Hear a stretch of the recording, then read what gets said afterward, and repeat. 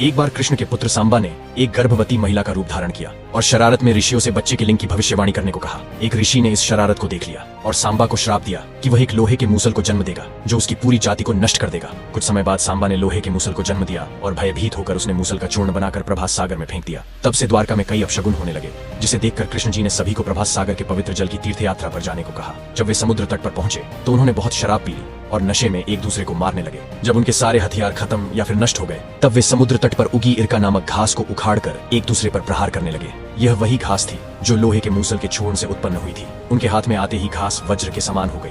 जब भगवान श्री कृष्ण ने उन्हें रोकने का प्रयास किया तो उन्होंने उनको भी अपना शत्रु मान लिया। शीघ्र ही सभी यदुवंशियों का विनाश हो गया। बलराम जी ने भी समुद्र तट पर अपना मानव शरीर त्याग दिया। ये सब देखकर भगवान एक वृक्ष के नीचे जाकर बैठ गए जहां जरा नामक शिकारी के तीर से उनकी मृत्यु हो गई। कहते हैं कि जरा शिकारी का तीर भी उसी लोहे के चूर्ण से बना था। कृष्ण भगवान के जाने के बाद भारी बाढ़ में द्वारका पानी में डूब गई और समुद्र की लहरों के नीचे गायब हो गई।